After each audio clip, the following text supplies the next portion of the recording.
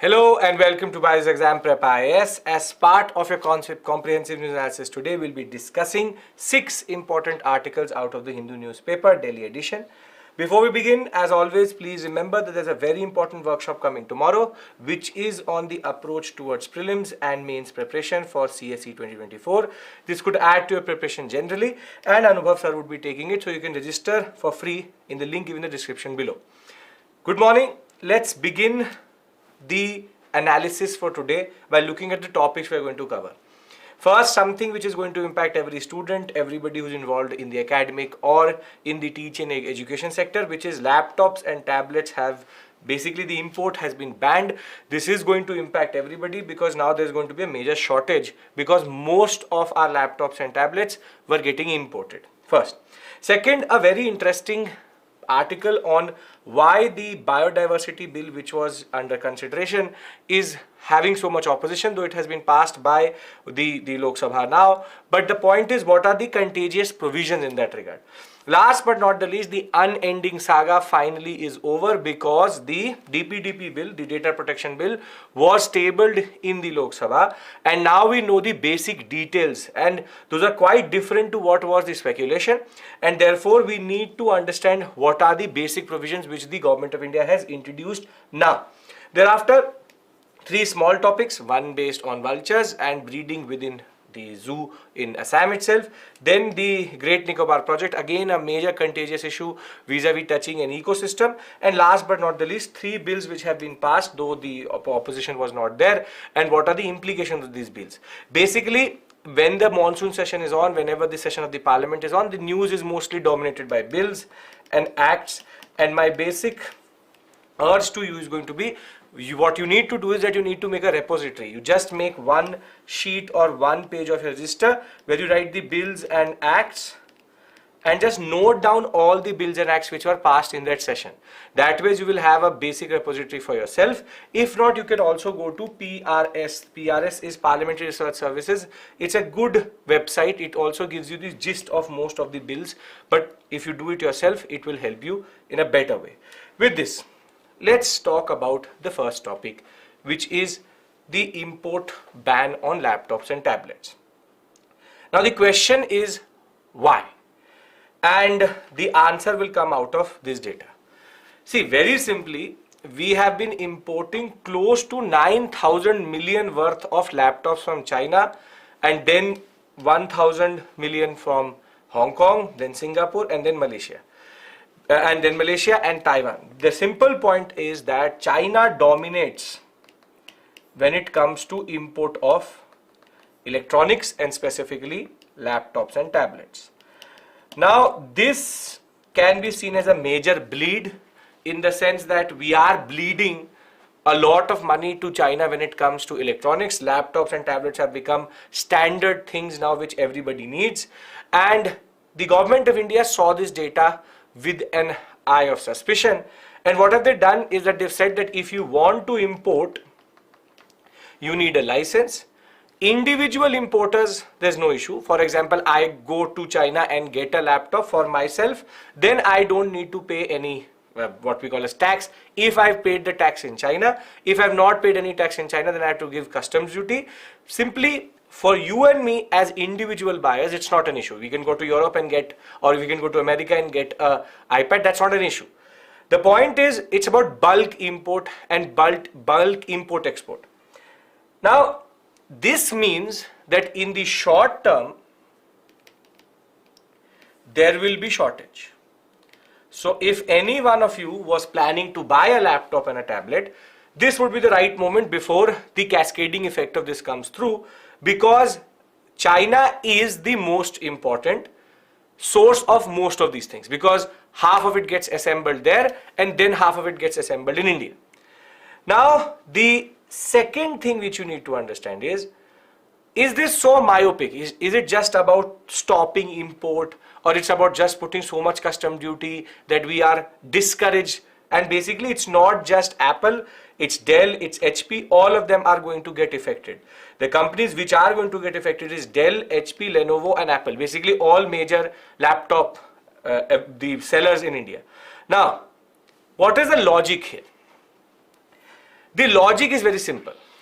The government of India wants to nudge these manufacturers to very simply have assembly plants in India.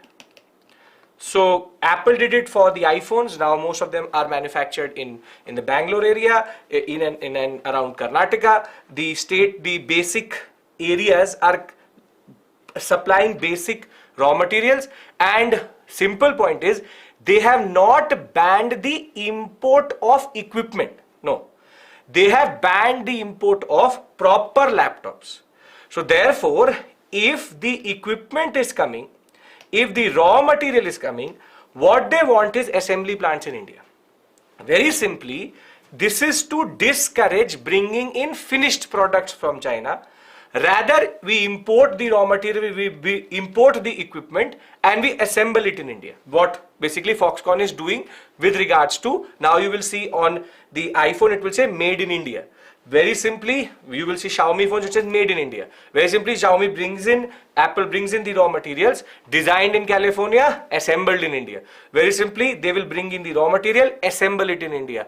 Now, this is what they want for laptops and tablets. And this is one of the reasons why Apple products have become a little bit cheaper, specifically iPhones, because they're assembled in India now. Same they want to do for laptops, tablets and electronic devices.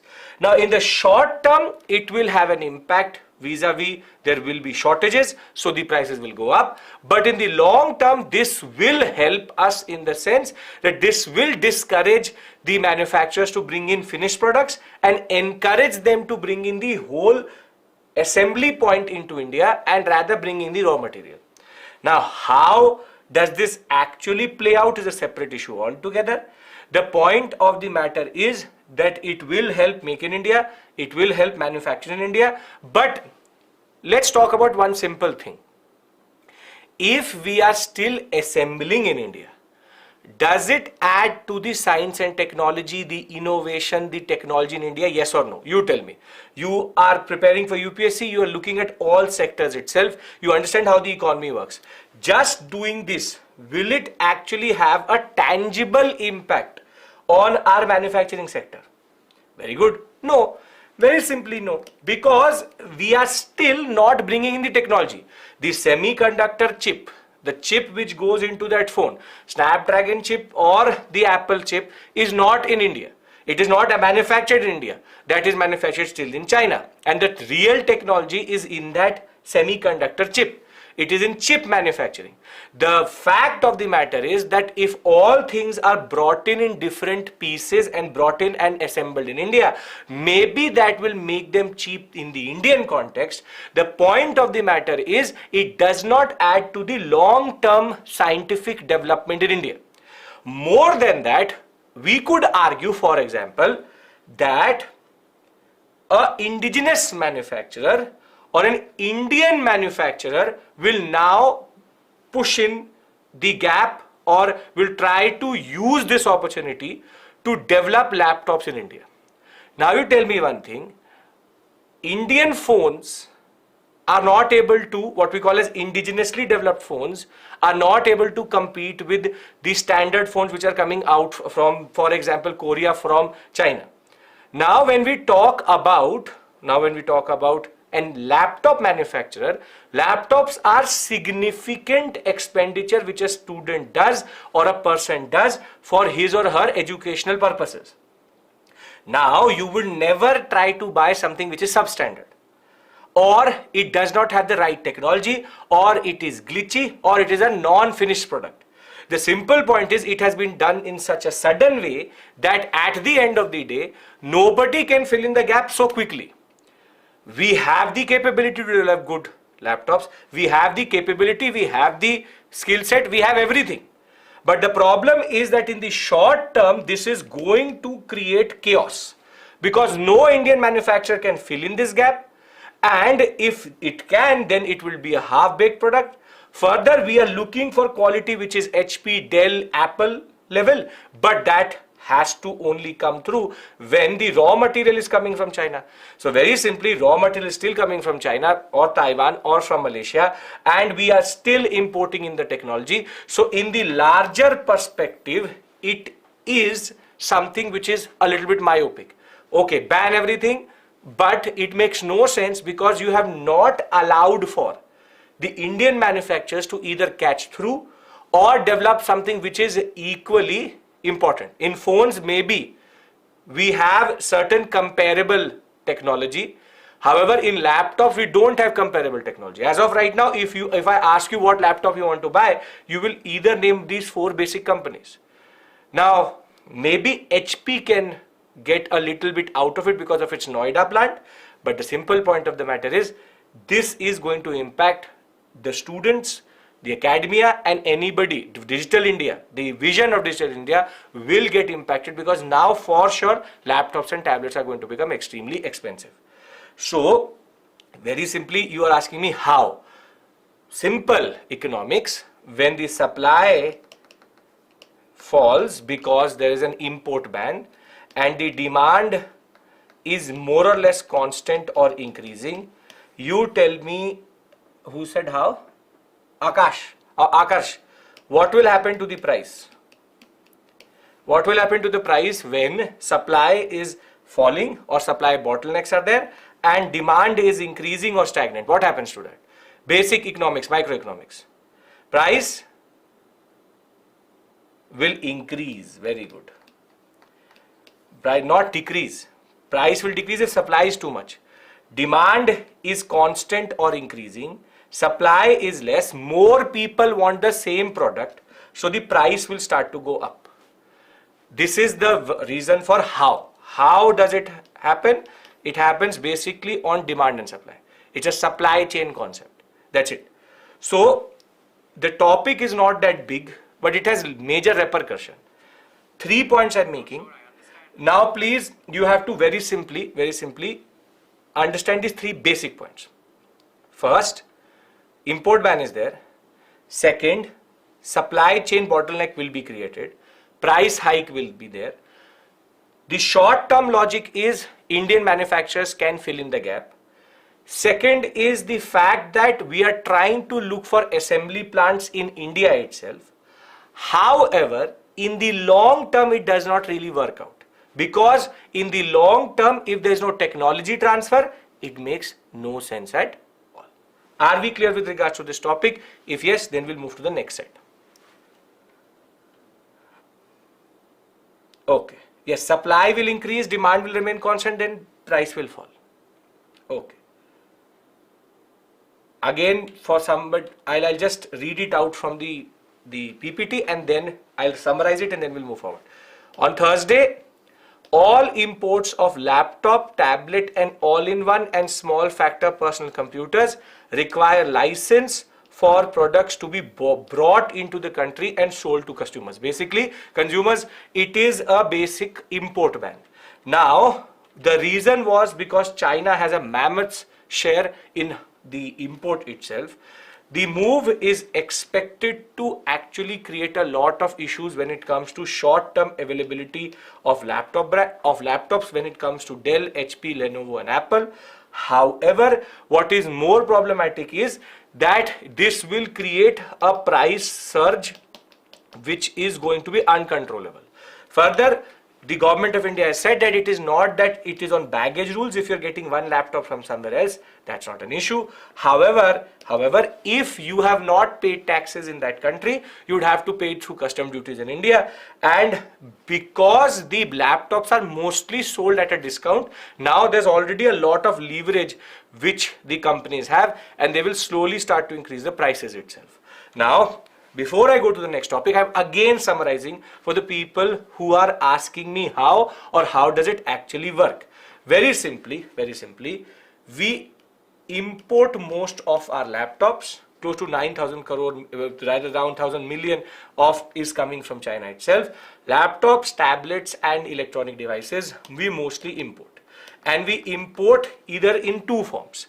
Either it comes in 2 halves or 3 halves, basically in certain parts assembled in India, or as a finished product itself, made in China, made in China and then imported into India through container ships. Now, what we have said is that the import of a finished product is now banned. You have to have a license, you have to now pay custom duties, the government of India will decide how much, and import is going to be problematic.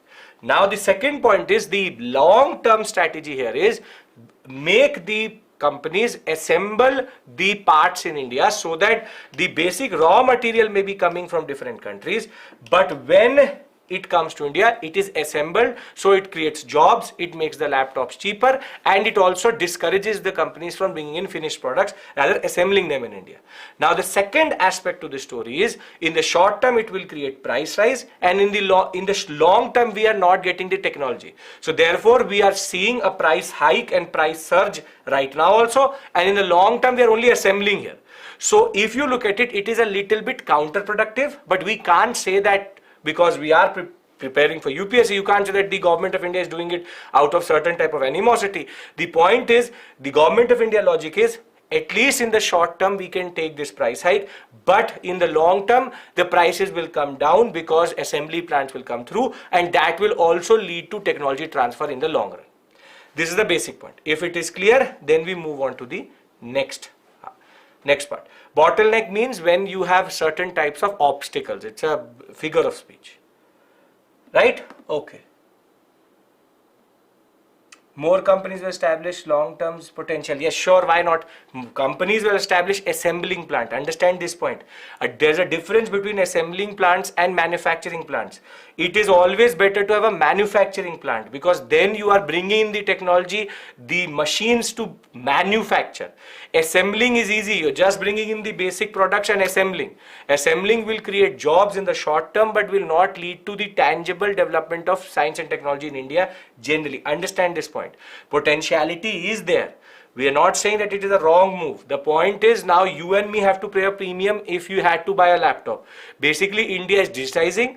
In the short term, this may also impact on the fact that the schools in rural India, which were maybe planning to buy laptops or planning to buy CPUs or the computers, when it's coming from China, it's cheap, so they can buy it. Now the cost increases, so it creates a little bit of obstacles in digital India also. Try to understand it in the larger perspective. You are talking in a smaller perspective. Maybe Indian companies will step up, but that is something which is assumed, and it is on the assumption that now it will give some space for domestic manufacturers. But domestic manufacturers, and you know how it is, can then push any type of product to, for example, a tender which has come from a rural district for 1,000 computers. So understand this point. When you create certain types of gaps or certain types of bans, it also allows for corruption, and more than that, poor quality material to go into the market. We'll become desperate to buy anything, and therefore we will lead to quality issues. Are we clear? Because this topic does not deserve more than 20 minutes. So are we clear with regards to short-term, long-term concept of how this impacts us? Yes? Okay. Great. Now, the more important topic is the biodiversity bill. And why is that there is so much chatter, there is so much discussion about the biodiversity bill? Why is there so much debate over it?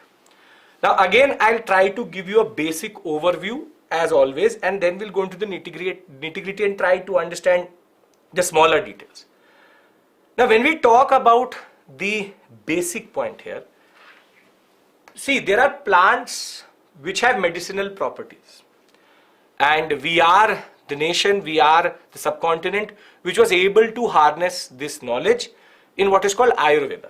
But we have the Ayush University, or the Ayush, what we call as ministry, which is trying to push for different types of what we call as Ayurveda, Yoga and Naturopathy, Siddha, Unani, Homeopathy. We have different types of what we call as alternative medicines.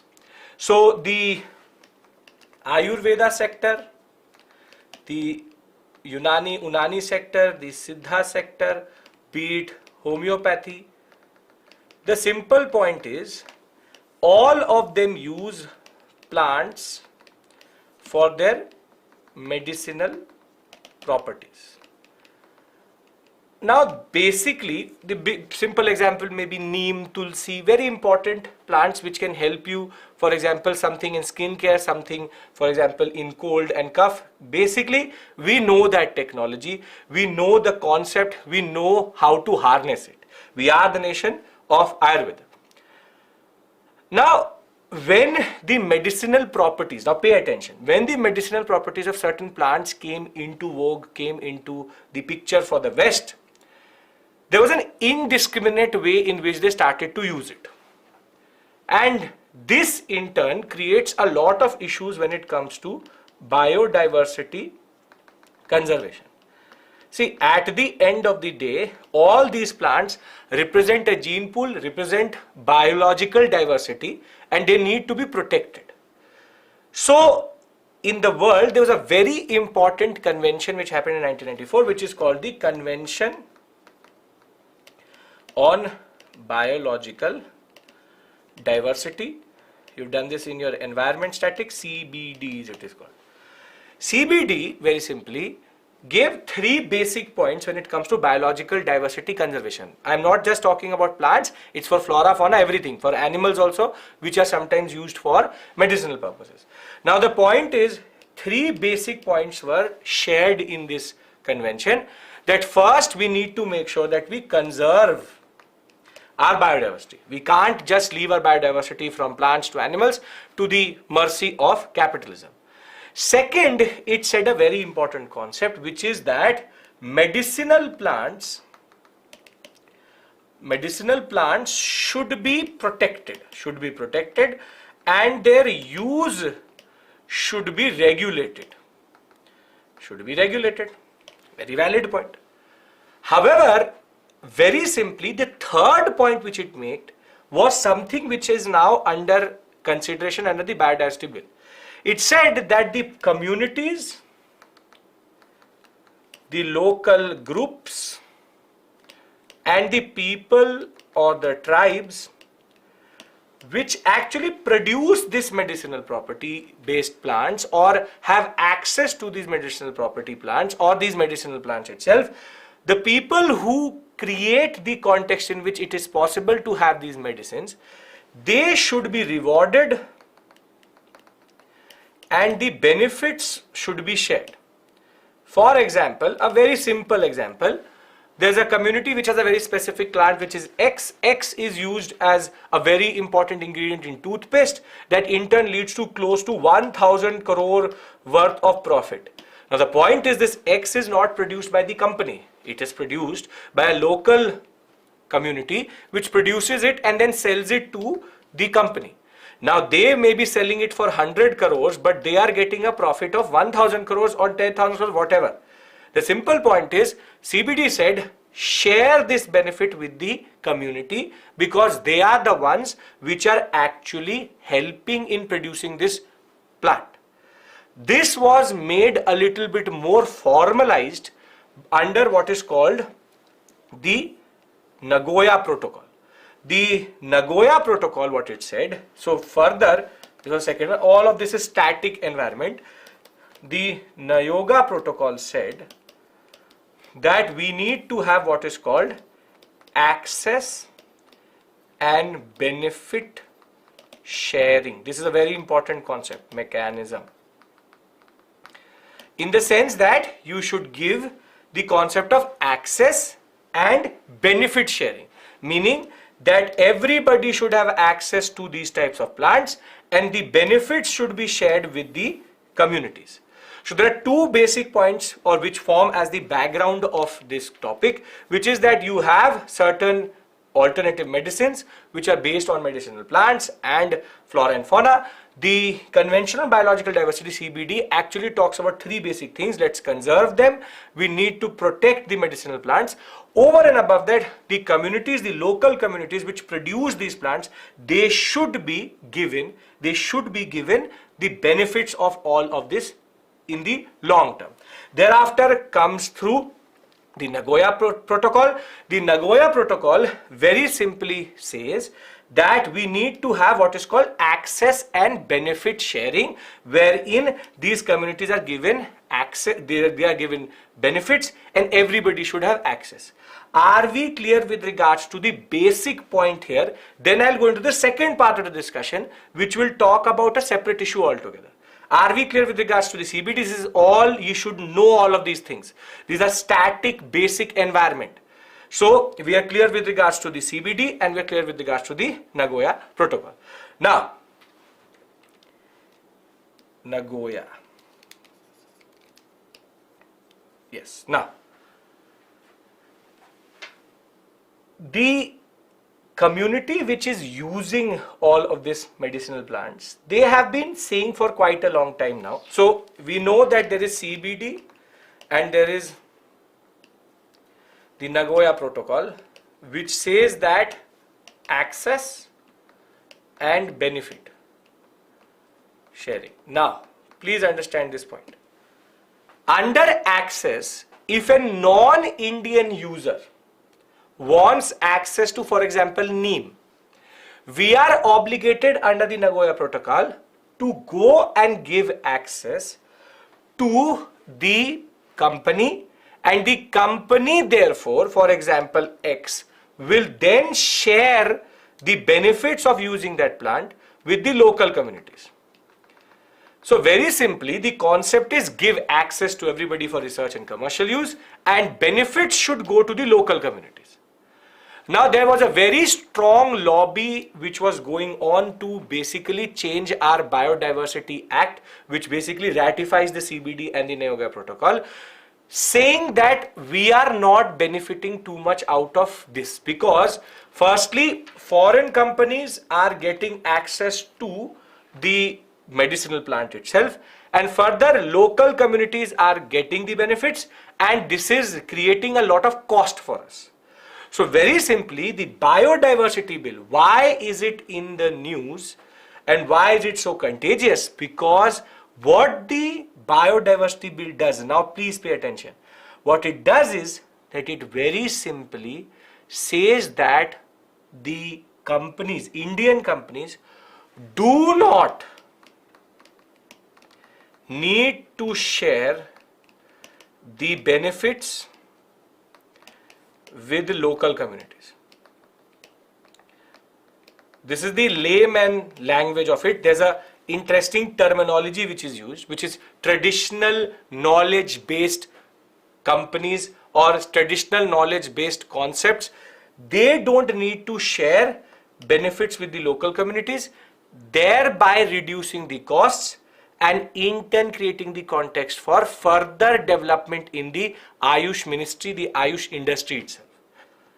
Now if you look at it prima facie, this is problematic, because again this is straight away going against both CBD and the Nagoya Protocol.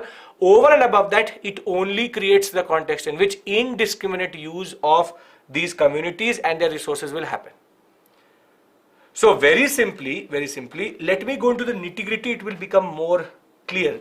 See, the simple point is that the bill has been passed, and the bill, basically the context in which it has been passed is that in 1994, the Convention on Biological Diversity, it said three basic things. First, indiscriminate biological resources use should be halted. Second, sustainable use of resources, specifically medicinal property based, what we call as plants, should be regulated, needs to be regulated. Further, a very important point, people and communities helping in protecting and maintaining these resources should be rewarded for their efforts. So this was what CBD said. Now, for several years, different what we call as lobbies or different people involved in this industry, the Ayush industry, have argued that the Indian system of medicine, the seed sector, the pharmaceutical sector and the industries have basically got too many regulatory mechanisms, benefit sharing, a lot of different impediments in expanding the industry itself. Thereafter, when it came to the Nagoya Protocol in 2010, it added a very important word, access and benefit sharing mechanism, to the larger regime of biological diversity. Now, under this mechanism, this is what the companies don't like. Biodiversity rich countries need to provide access to the biological resources wanted by different companies for either research or commercial purposes, and it was mandated that these companies will share the benefit with the local communities. Access and benefit sharing works both for domestic and international levels and markets. So very simply, we have a regime of CBD and we have a regime of the Nagoya Protocol, which very simply says that access and benefit sharing should be there. If I want access to the plant, I should be given to it, and thereafter I will share the benefits of using that plant with the local community itself. This creates a certain framework in which you have to give and take from the government to the local communities, and this was something which the Ayush ministries and the Ayush ministries based industries don't like, because there is a lot of what we call as influx of foreign companies, and over and above that, giving to the local communities creates a lot of cost for them. Now, why is this bill so contested? What is the problem in it? So the bill, now please pay attention, the bill says any form of codified traditional knowledge or Ayush industry, if they are using these products or these plants, from the concept of benefit sharing, they do not need to give it to the local communities. So very simply, benefit sharing is now denied to local communities. The term codified traditional knowledge has not been defined.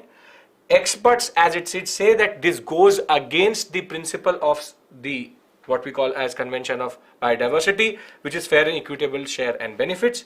Simply, these companies want access to the market, want indiscriminate exploitation, and certain companies which are called Indian, however, are not Indian. Their equity and the money which is infused into it is actually foreign. So very simply, this is now going to create a regime which will lead to indiscriminate exploitation of local communities and certain biodiversical or what you call very, very important biomedicinal plants. So let me try to condense this to something which you can use it in the examination. Is this making sense? Because there's a lot of things which we are talking about. Is this basically making sense? If it is, then I'll try to give you what you need to know for the examination. How do you actually write it in the examination? Okay, now see, in the examination, you talk about CBD, you talk about Nagoya Protocol.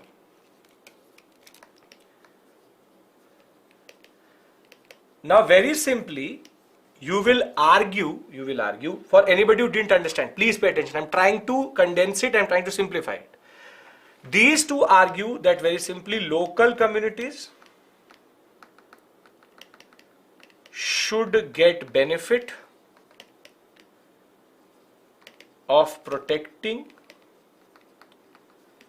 the plants which are used for or used in medicine.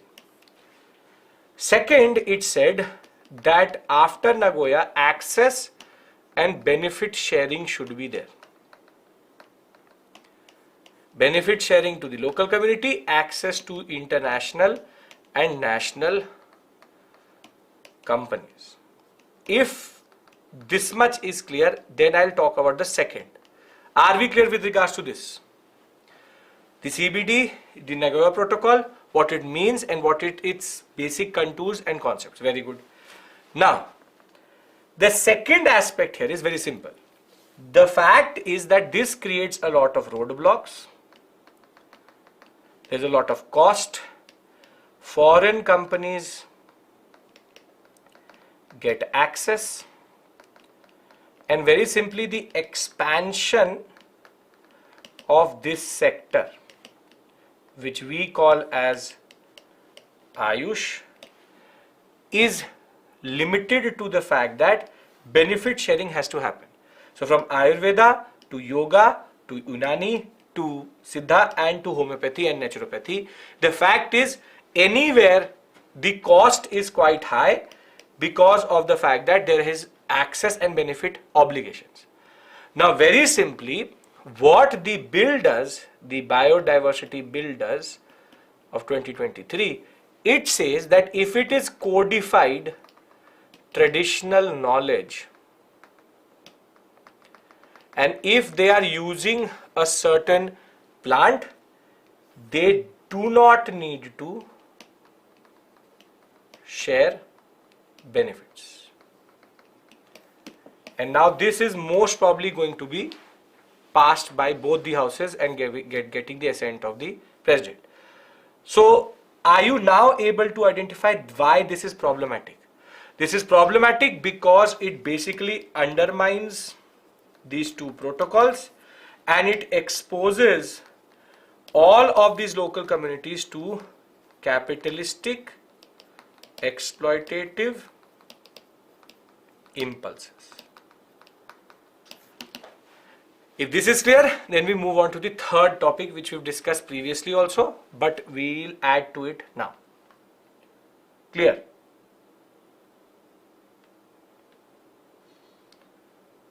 Yes. No, it's not restricted till Ayurveda. It's to any codified traditional knowledge itself. Okay.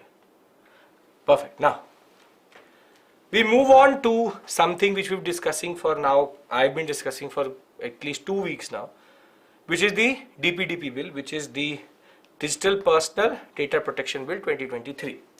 Now, this has finally been tabled in the Lok Sabha, and after the Supreme Court argued that right to privacy is a fundamental right, 3 different types of this bill have been introduced, sometimes tabled and taken back. Now finally we are seeing that the form in which the government wants to pass it is actually in front of us now. Whatever we discussed previously was mostly speculation. And we identified 4 basic problems in it which are still there. The first problem which we identified was non-personal data was not protected. Again, refreshing your memory, 2 weeks of CNA together. Thereafter, we discussed that how the Digital Protection Board does not have the power to take suo motu cognizance of issues. Thereafter, we discussed how 1881J of the RTI Act is also going to be undermined by the Act itself, because it will allow for exemption of different actors and different what we call as institutions. And last but not the least was the fact that the Digital Protection Board was constituted and could be resigned, or basically dismissal, appointment, everything was with the Government of India. So everything was with the Government of India, and it undermines the concept of data protection because non-personal data is not protected. This is what we did last week. Now, very simply, let's add to what now the basic bill is, because there are a lot of provisions. I'll read out the provision to you, and then we'll discuss what it means. The first thing which now we have tangible. See, understand one thing. This is how you read a newspaper. Before this, everything was speculation. This is going to be, this is going to happen, that is going to happen, this is the provision which is problematic. Everybody is writing different editorials, people with different perspectives are writing different editorials. Now we have tangible thing, in the sense that finally we have certain provisions which were discussed in the parliament yesterday.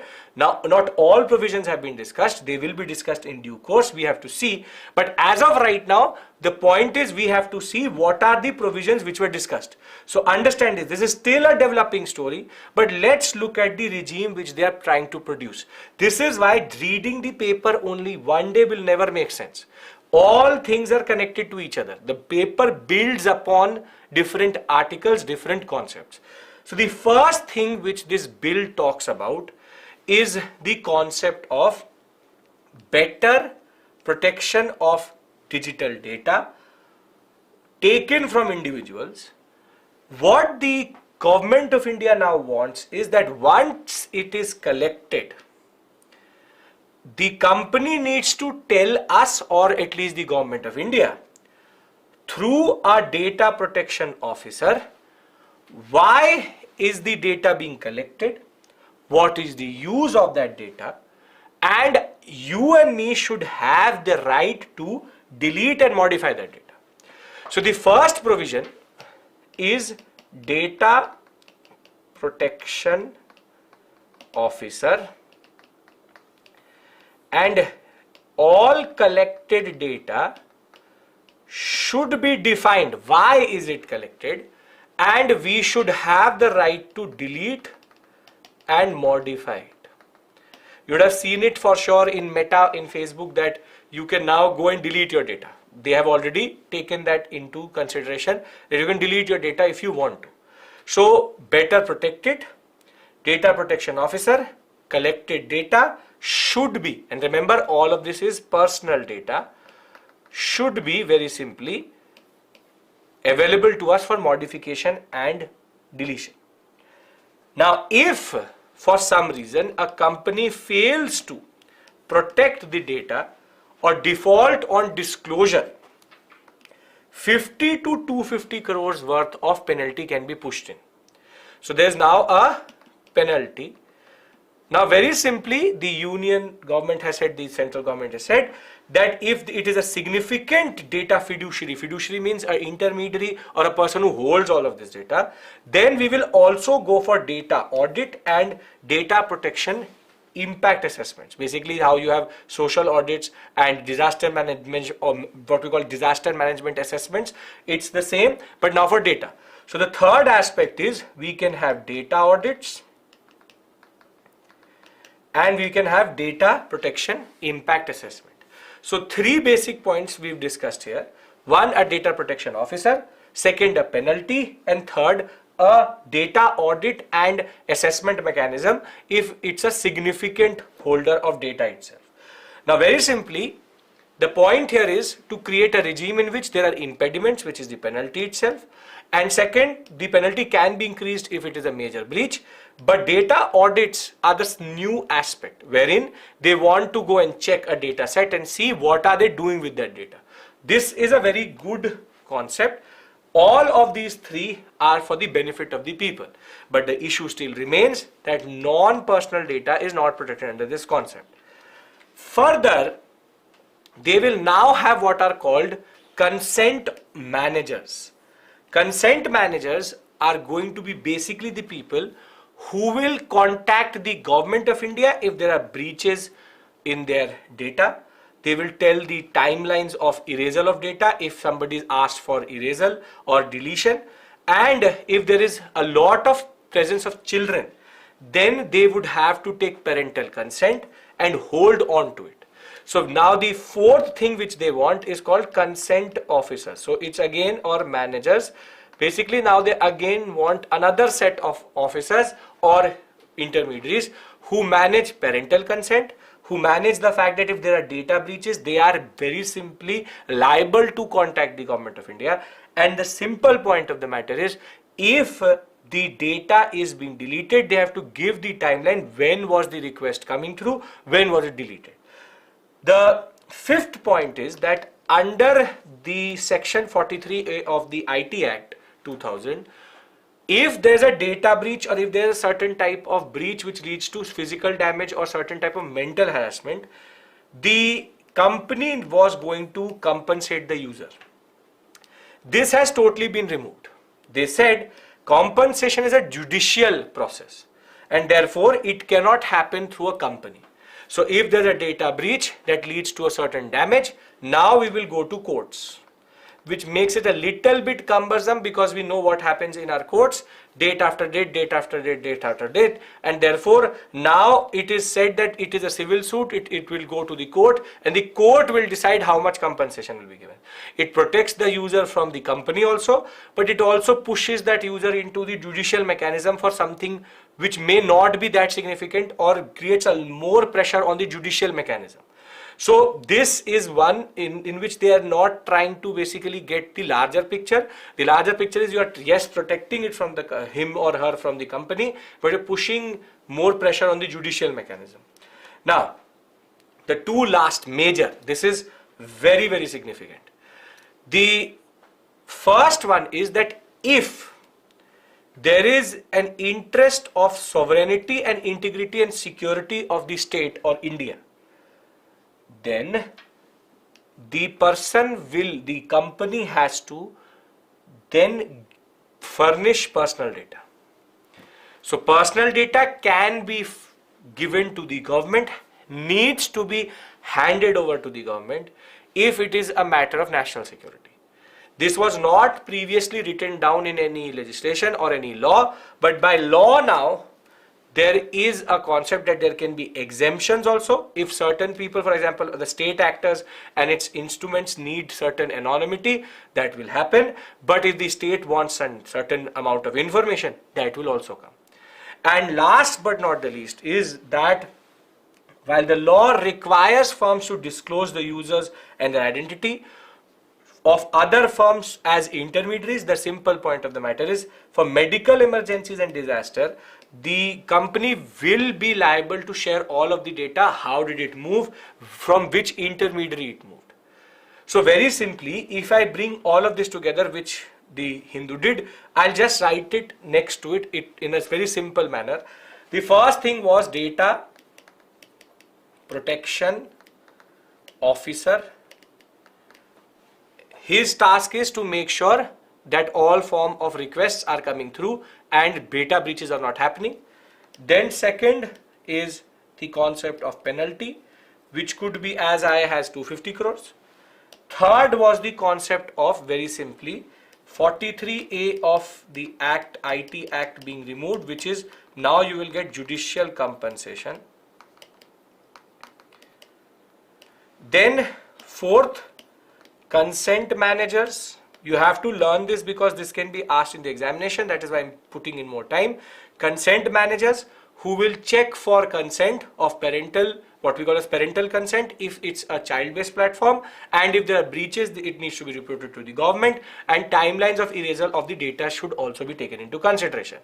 Now, the third was data, or rather the fifth was data audit and assessment for big players. Sixth and seventh are, if it's a matter of national security, they will have to reveal the data, and there are exemptions which are also there on state actors and its instruments.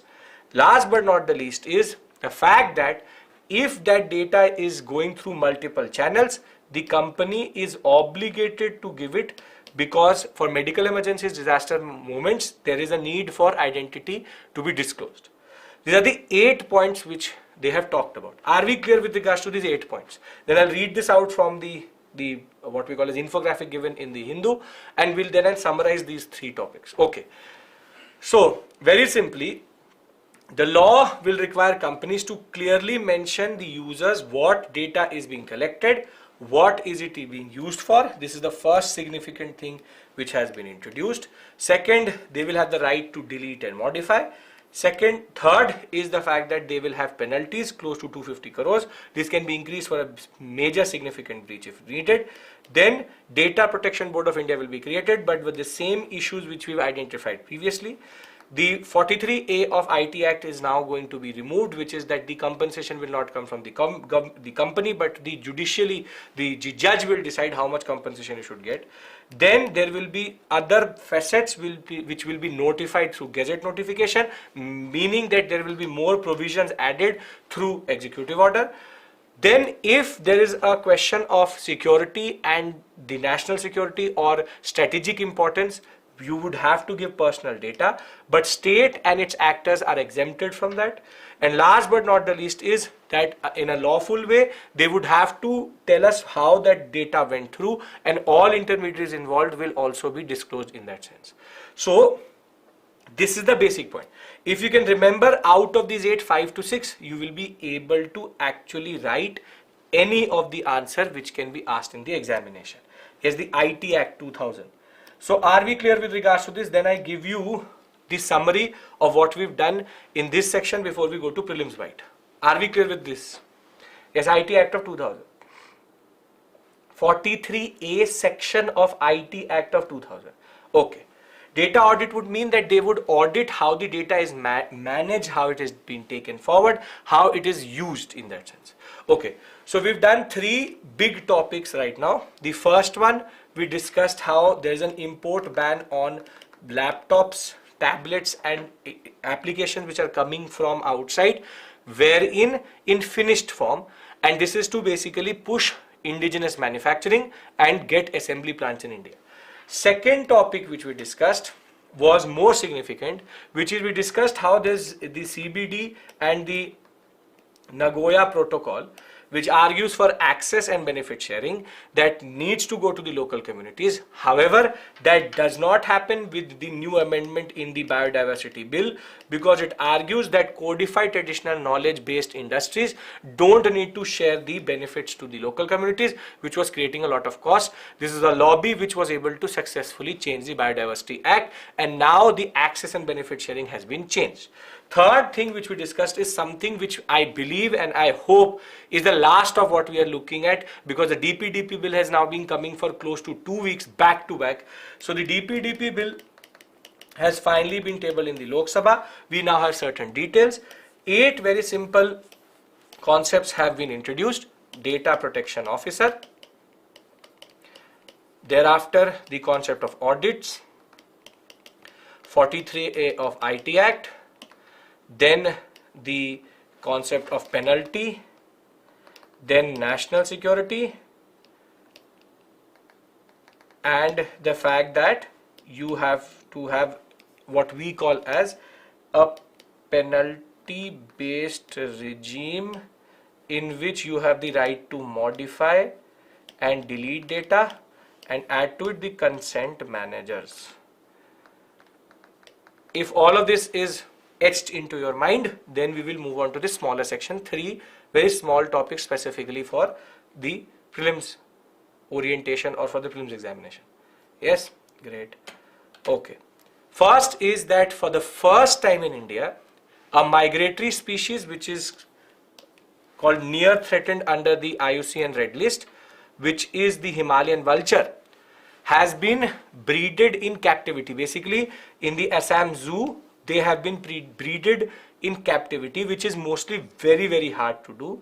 And by this, the conservation of this near threatened animal can now basically get a major push, because this migratory species, which is mostly in the high Himalayas and comes to the Indian plains, was either dying because of the diclofenac issue, which was the antibiotic which is given to cattle itself, or generally because of the climate change and their routes being changed.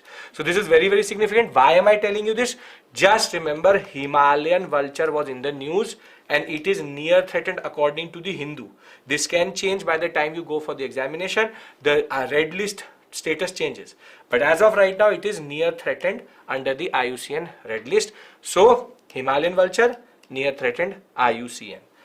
Second, the Great Nicobar Project. If you remember, there's a major project in which in the Nicobar Islands we are going to develop a terminal, what we call as port terminal, along with an airport, along with certain what we call as residential or a community zone, so that the people who are involved in these ports and airports can stay.